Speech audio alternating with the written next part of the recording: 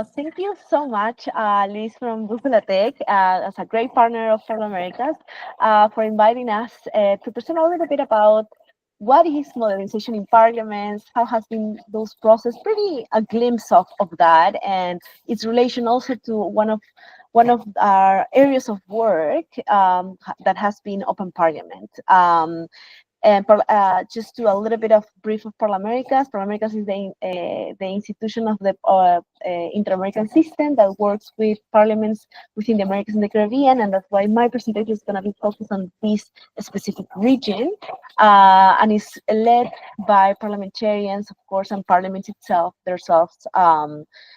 To work on different important issues, and one of them being open parliament, and of course AI and digital transformation.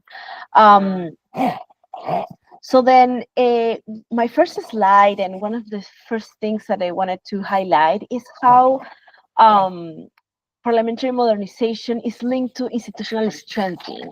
So, because sometimes when we talked about the adoption of ICT tools and all the digital transformation itself, maybe something that we need to really always consider is how this is actually, in a way, a tool or a journey, but focus on how we are strengthening with those topics, or with those actions, the parliament itself and the work of the parliament itself. So when we think about parliamentary modernization, one of the first things is how this is actually improving the parliamentary process at administrative level, because definitely digital transformation, ICT tools, and so on have a direct impact on how the parliament, having in mind the institutional level, right? How that works, the people that are involved, the processes, and the tools that the parliament has to daily function.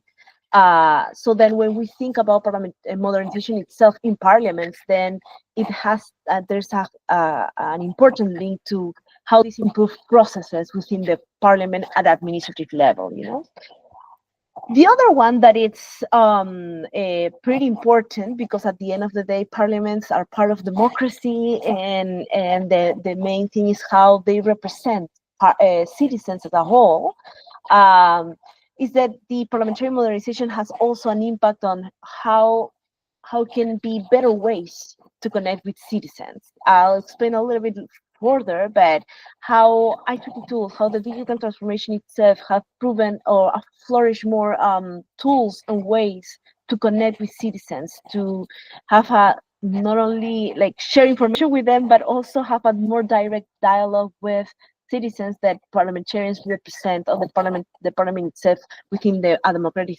system represents. So then it is important to always also have a look at how modern process of modernization in parliaments has an impact of this important connection. Another one that I already mentioned a little bit is how modernization also gives us the floor for parliaments and parliamentarians to present what they are doing. So because one of the main things when we talked about parliaments, it's and their work is how bills, how oversight action, how the whole debates that they are having every single day, either it's in plenaries or committees, it is crucial for democracy, and has an impact in society, has an impact in citizens. And sometimes that's a big thing to explain, because like if we don't have electricity, then we immediately know who to call in our cities.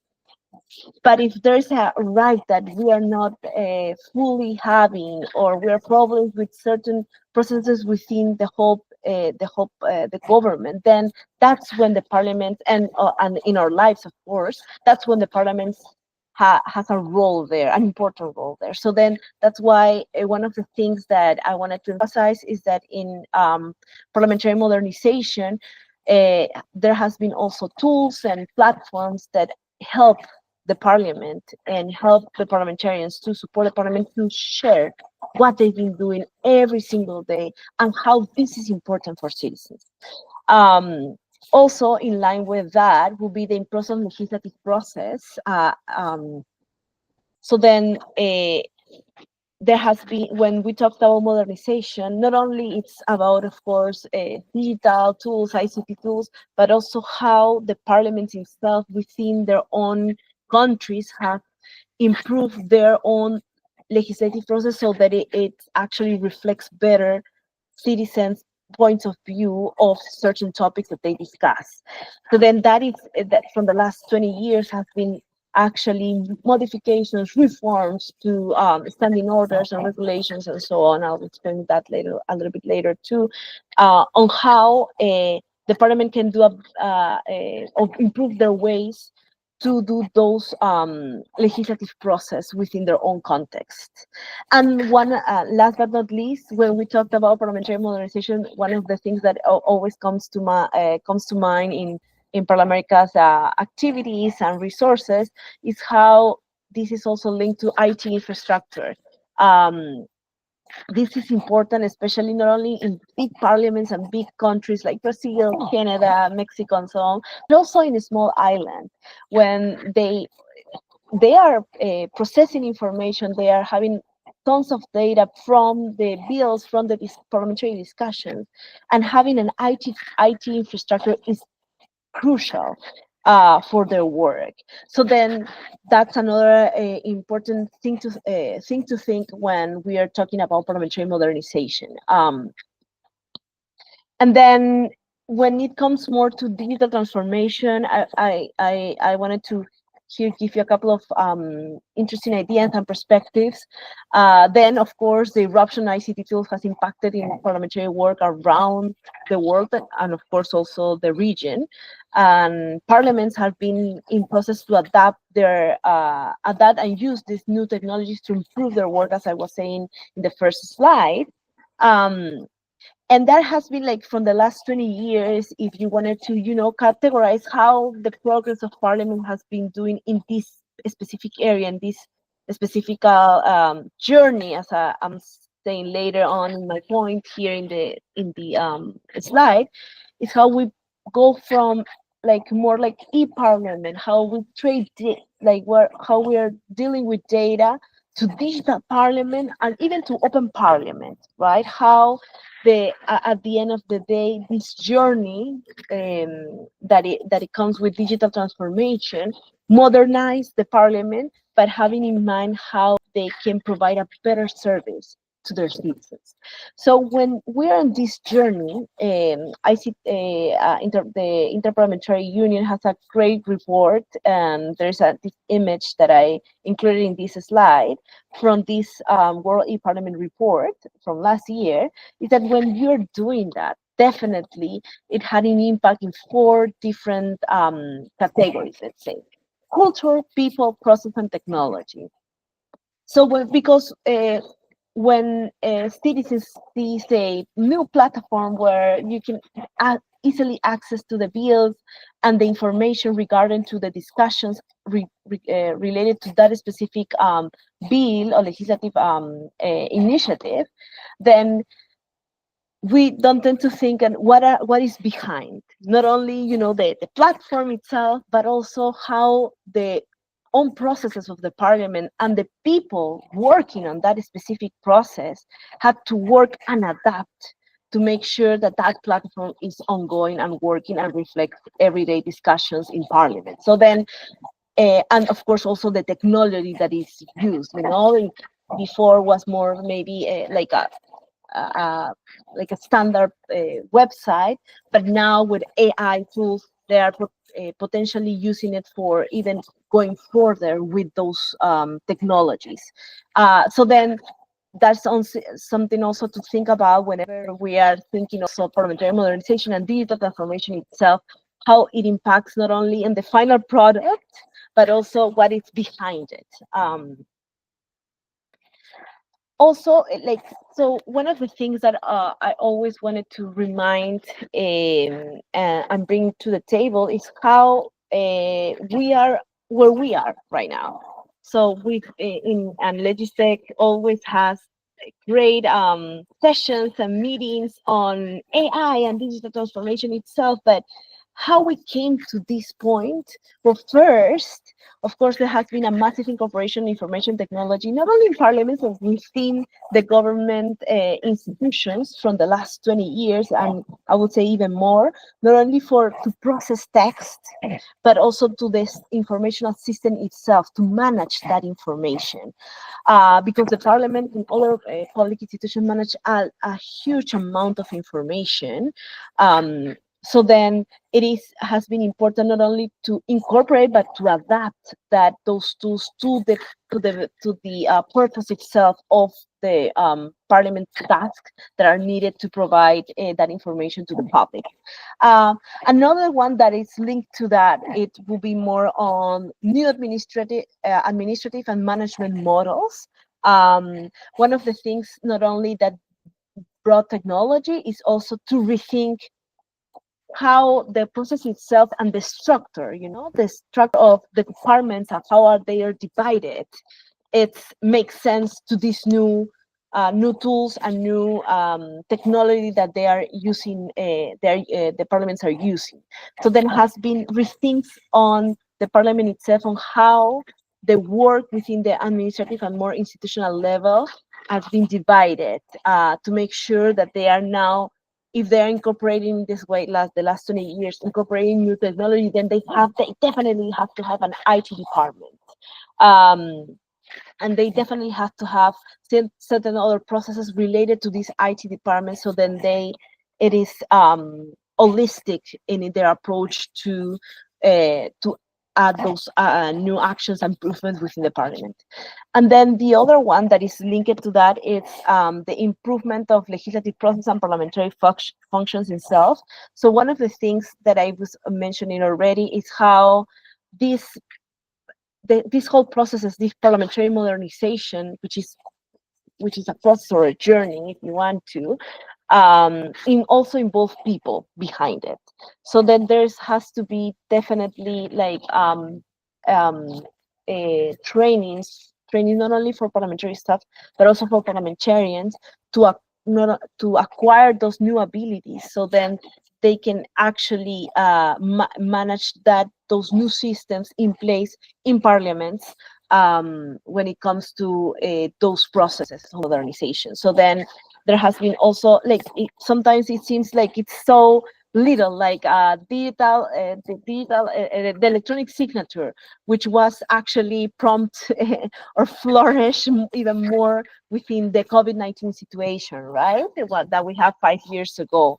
There was already parliaments that already had in place digital signatures, but because the parliament had to keep on going regardless of the crisis that we have 5 years ago, these types of actions were prompt to and even prioritizing in some cases to make sure that the parliament can function itself even virtually, right? So then, but that definitely had an impact on the whole legislative process itself and the actions that the parliamentarians and parliament itself do for society. Another thing is related to remodeling and construction of new parliamentary offices. So the last 10 years, we've been seeing also changes in composition, like the people who are part of the parliament, not only getting maybe sometimes even bigger, but also because the parliamentarians are so each country are getting more citizens, more population. Therefore, it has to be reflected also in parliament. And till now, there's been like waves of parliaments increasing on bodies, on getting more parliamentarians, so that they can effectively participate, represent the society and communities. But also, this has an impact on the new parliamentary offices of parliament, the institution itself, that they need to be creating and adapting to these new realities. Another thing that it's really interesting is that in the last 20 years, maybe as for now, will be more like on AI, definitely, but there has been not only like these changes within the institution, but also how their own actors, so their own like parliamentarians and parliamentary staff rethink and have these committees on legislative modernizations and strategic planning on how they're going to apply on how and what are the objectives and the goals within using those new tools, ICT tools or platforms, etc., um, to actually modernize their own institutions. So there has been parliamentary committees in the past on modernization, and nowadays are actually more focused on how AI tools, can be employed in the parliament to move forward on and catching up with how society is moving to. And then last but not least, I would say this one is also important because it keeps the momentum, is summits, meetings, interparliamentary exchanges at a regional or even global level on modernizations, on commitments on this process itself.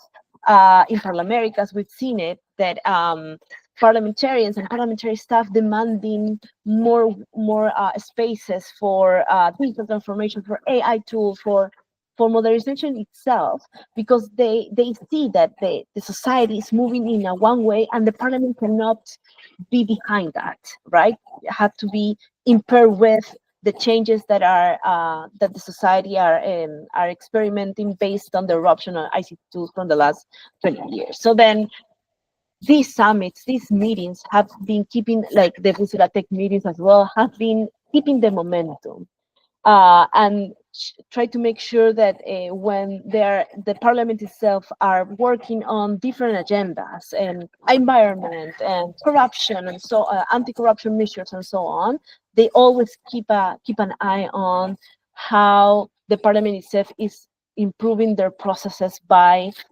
adopting new technologies and with that, of course, and in turn with that, improving their services to the citizens. So this is really important because there has been already like even agreements and commitments and international organizations supporting process of modernization within the Americas and the Caribbean parliaments. So that not only it's for themselves to do it, but also supported by the international community. So that is pretty important too.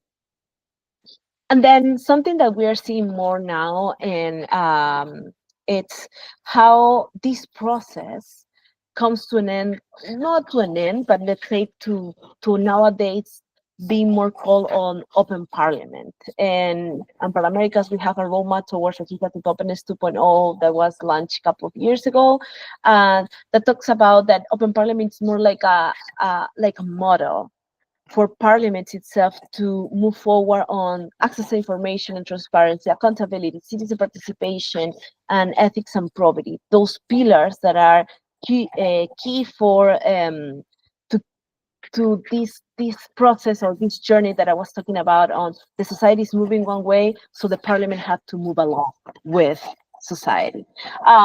So then thinking on parliamentary modernization itself and their links to open parliament, and how parliamentarians, parliamentary staff, but also citizens are part of, are in the same table and deciding in a way how to move forward on modernization itself and different topics, but of course in line with these four pillars is how, for instance, open data, cybersecurity, AI for Hansards are topics that are still ongoing when it comes to open parliament and specifically these pillars that I was telling you about. Like in the last 10 years or 7 years, we've been seeing parliaments with open data.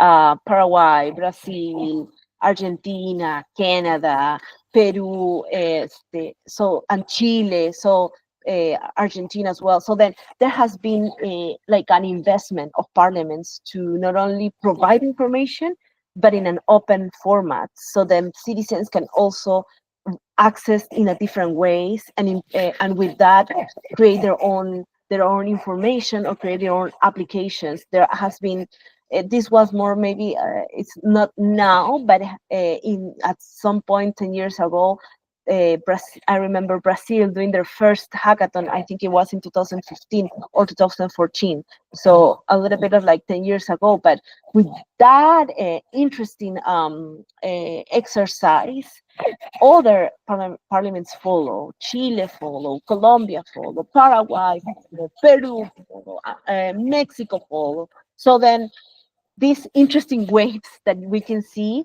that are definitely part of this parliamentary modernization umbrella, we can definitely also see the link on how they are trying to use not only and provide these tools, not only for the parliament to, to put it out there, but also to rethink with the citizen how citizens and the parliament itself can improve the the process as a whole and the information that the parliament has. Cybersecurity is something that it's really important, has been really important across the parliament, especially because the attacks that are now being in a way, I don't want to say better, but it being like more dangerous potentially with the AI. So there is an ongoing discussion on how parliaments are securing their own website, securing the information that they have, even though it's public. It needs to be secure so there's no alteration. So then um, I know that other parliaments even suffer from attacks to the point that they were able to use the website for a couple of months or for at least 1 month. So then this is a topic that is really important when we think about modernization and how to secure and make sure that it's safe for the parliaments to and the information that they have. AI in Hansard, I'm sure other colleagues can talk about more on this for sure, but Hansard, it's like one of the common, I would say, in every single parliament. We have the debates and discussions and the information from those discussions that needs to be in a report.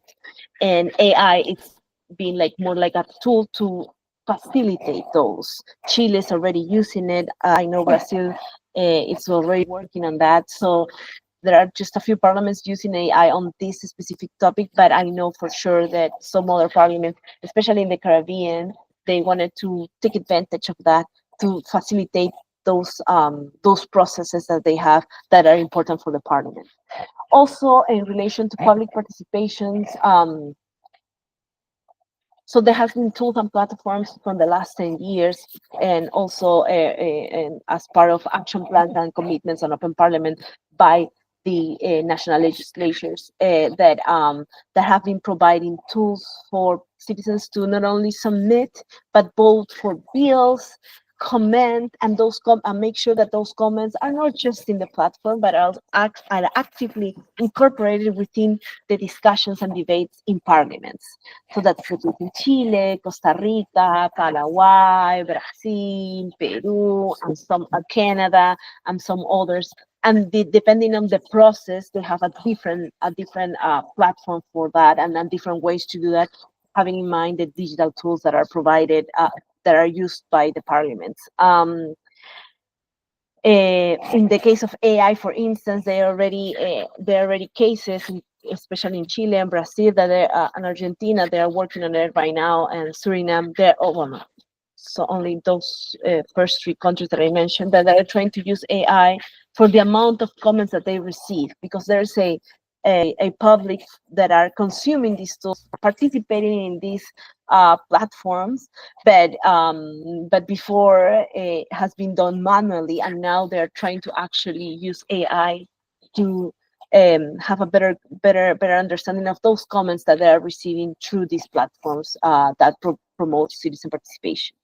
In relation to ethics and probity, which is another pillar of open parliament, here it's more maybe related to ethical considerations and AI on ICT tools. There has been also a discussions about specifically this, more in a technical way too, but how now that Chile, Brazil, Argentina, for instance, exploring Suriname, is also using them and exploring those uses, how they can be sure that it's safe not only for the parliament it's safe, but also that don't generate biases, like gender biases, unfortunately, that we've seen it in other AI tools nowadays. So then that's one of the concerns. And but if those concerns and those actions are really also being pushed by the Open Parliament movement and the Open Parliament agenda, and within the region and in ParlAmericas.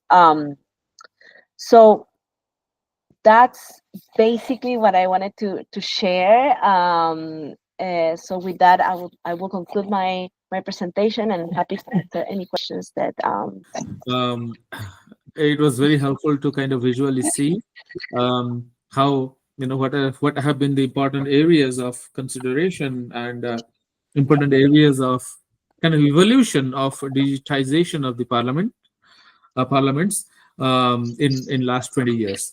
I have a couple of follow-up questions from what you presented. So you highlighted the different areas like in admin and management tools, investments in these tools, the people who actually work behind it, the planning, overall the infrastructure in technology, as well as the immovables like buildings and other stuff. How do you think AI, now, probably everything that we have seen evolving and transforming in last 50 to 100 years is poised to be overrun by AI. The AI is going to transform the way we see our lives shaping, the government shaping, and the citizen services shaping. What do you think? How parliaments are equipped or planning to equip themselves for next 10 years with the advent of AI? That's actually such a great question. And so when we this ParlAmericas has a parliamentary staff also network that we discuss this more broadly too. And one of the things that we when we were discussing on this topic in specific is so the parliaments had to have in place, and they have in most of cases, I would say, like policies and procedures regarding governance of data. So if you talk, the question is more about like what are like the basic things that the parliament has been improving, and also having having in mind the next 10 years, one of the first things is the governance of data, or the data governance. So this has to be pretty clear, and it is. And the parliaments have been investing also not only to have the data and the information out there, but also to think about like the whole, how is the process itself, how is safety, how, and any other considerations that are really related to the parliament itself and their processes. So this is pretty important. The other one is accessibility. So we have the information, but how it's portrayed, that it's important too, right? And it's linked to the data governance as well. As I was saying, open data has been pretty pushed by parliaments within the American and the Caribbean, specifically in Latin America. So then the people can easily access to also the information that the parliament produces. But also something that has been also in the recent years in a way is that the information right now, for instance, you need internet, you need a computer, like computer skills, let's say, that if you have a decent, unfortunately, you're blind, or you cannot hear. So then parliaments has also been working on this, how we can adapt that information that they have so that every single person can actually access to it. So then that's another big thing to consider when it comes to think about the next 10 years, like the minimums that the parliaments are trying to achieve and have for this revolution that is coming in hand with AI. Well, I mentioned this before, these digital tools for Hansard. So because that's another like the debates and discussions that have and the records of that, the voting and everything needs to be in the website and archives. So then it is important that the parliament has those tools in place and also working on them, so then they can improve in that processes that it's important for the parliament and the information that they provide to the citizens. The digital infrastructure. There has been parliaments that sometimes because of the day of day, they in the past, of course, they didn't have necessarily like a uniform of systems that they are using. Now I can say that the parliaments have a better has been adapting better ways to make sure that like the whole digital tools that they use follow a uniform or a unique system, so then they are better interconnected and they speak to each other. So that's a huge one. When we talk, not only it's the building itself or the computers itself, is actually also the process that is important. And last but not least, the comms aspect, the communication aspect. Nowadays, like image and or even videos now is speak louder, let's say, than words. So then there has been an evolution on that, and I would say, in specifically here and other ones too, but this one here would be like a great tool for the next 10 years for parliaments and their modernization processes, because to communicate what is happening, why it's important, and why we should put attention to this. It's one of the things that the parliament has been improving so on, and can be even improving better with AI. So for the next 10 years, I would say parliaments are still working, but in a lot of cases are well positioned to jump to the AI.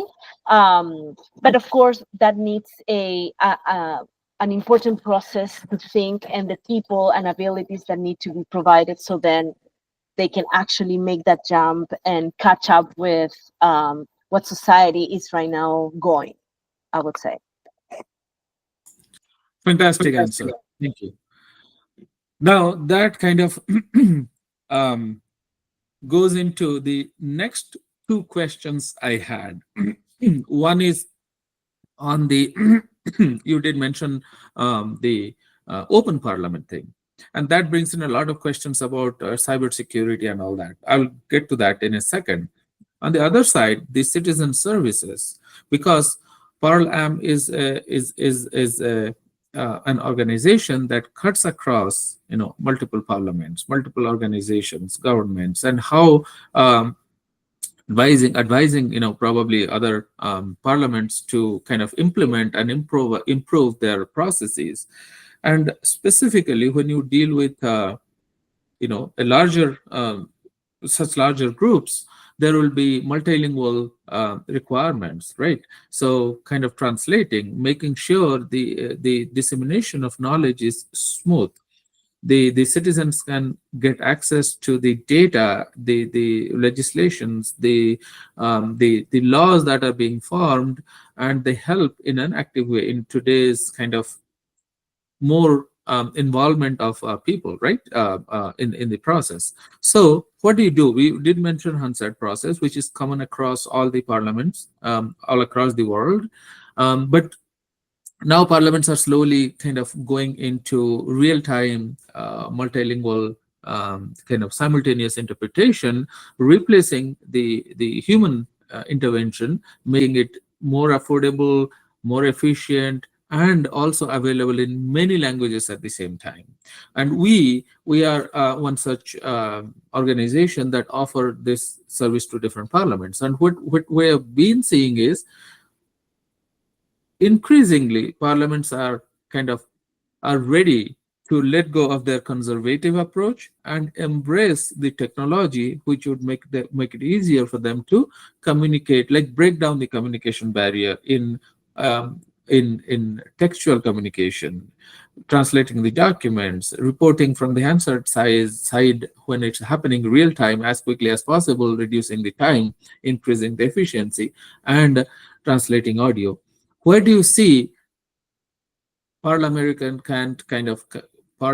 can take the leadership role in this, help other parliaments as kind of the driver of this innovation, this new technology in coming days and years and months? Well, that's a huge question that has a different parts to put on our attention to. I would say one of the things that I would like to say first would be more related to. So you're talking about how AI can translate and do those reports, but I will definitely encourage, because this also have arise from parliamentary staff discussions too, from within meetings in ParlAmericas with the 35 countries that are part of ParlAmericas, is that we really need to make sure that we never forget about the human aspect, because how politics and how everything evolves, it's really different and has different contexts. And then even if the machine learning and AI are producing, for instance, reports on based on the audio of debates that they are doing, sometimes they need to be a little bit fixed to make sure that, for instance, the different accents that we have both in Spanish and in English, that they are actually translated well. So then there is a review that needs to be taken in place to make sure that they are. That's one. But then the other one is how actually accessible it's that information, even if it reflects 100% what they've been saying. Why I'm bringing you this, because one of other things that the parliaments have been trying to have been improving on is not only telling you, "Hey, that there's a bill on environment that they were discussing." It's more about explaining in plain language what this bill is about, because sometimes it's about environment, sometimes it's about health, and there's a lot of technical words that are important to have within those discussions, but the citizens, not everybody necessarily understands it. So even if it's in Spanish or English and or Portuguese or other languages, there is a work that needs to be done with that data that you have. So then AI, it's like such a great tool, but at the same time, we really need to make sure that we keep the human aspect. And when we talk about ParlAmericas and how we've been leading with the parliaments, since the parliaments are part of our members, they have a membership with ParlAmericas. We're trying to make sure that we convey and have those important discussions, and then with that, create those synergies within parliaments and within organizations that are working on those topics. So then they can have those interesting commitments that they've been doing in the last 10 years, and so then they can keep improving and keep going forward on this agenda, in specific in modernization, in open parliament, and any other agenda. So then that's how we articulate and coordinate those important spaces, so that not only amongst parliamentarians, amongst organizations, international organizations, of course, and parliaments, but also that their vision and the work that they've been doing and their perspectives are also included within these regional and international agreements or accords or discussions at the highest levels that they are taking. For instance, the Summit of the Americas. So this is going to be happening later this year. But we have a mandate in ParlAmericas to insert, to make sure that the parliamentary voice, that the parliamentarians are part of the summit process. So then, and that's when they in the summit and any other international forum, the countries itself have commitments, but those commitments have to pass through parliaments. So then the parliament and ParlAmericas in this case is the vehicle where we are trying to make sure that this process makes sense not only for the governments but also for the parliaments, and then they have a that if the country assumes a commitment, then adopts a commitment, then the parliament can also be part of that, and then of course approve it and moving forward in any certain topic, and including of course as the digital transformation and AI. So then I don't know if I'm answering your question, but those two things I wanted to highlight to go ahead and provide more information about what you mentioned on your question. No, spot on. The two parts that you correctly kind of assessed are: number one, with this great power with AI, it's still in the evolving stage. It has not fully matured. It will take several more years to mature. The potential is immense, but yes, human element is essential to to making sure that it's on the right track. I guess, but the second part of the question, which you did answer, but I want to highlight one thing is, unlike the parliaments, which are kind of constrained a little bit, just being the parliaments, that they cannot have, they're conservative by nature because they cannot afford to have any mistakes. Whereas you are in a position to experiment with a few things and be an early adopter of technology, see the potential, and then go back and advise. Your vantage point is very different and very advantageous in terms of having the ability, the flexibility, and the opportunity to test these new technologies, like them or dislike them. If you like them, then go back and advise the parliaments that we have seen it, and we see the advantages of it. That's what I was kind of more leaning towards while I was asking that question. Does that make sense? Yeah, well, it is, and that arises also from our discussions. And actually, we're going to have an interesting event in March 14th. And it's about is the digital readiness in Parliament. So we're going to talk exactly about cybersecurity, and because those topics were arise from the Parliament itself saying, hey, we need more information about this, and we wanted to keep improving on these other areas to make sure that this jumped, which I think they are already in the process too. It's actually done in a smooth way, so then they can empower their work with AI tools. So yes, I would say there is a greater space for, and ParlAmericas is well positioned to help and support our members, in this case, parliaments in the Americas and the Caribbean, to keep moving in this agenda forward and keep momentum, which I think that's another thing that it's important. Right now, it's on it's in the agenda of, I would say, every country, not only in the Americas and the Caribbean, but as has happened before, sometimes things lose momentum. And one of the things that ParlAmericas provides is making sure that this keeps momentum throughout the years. Absolutely.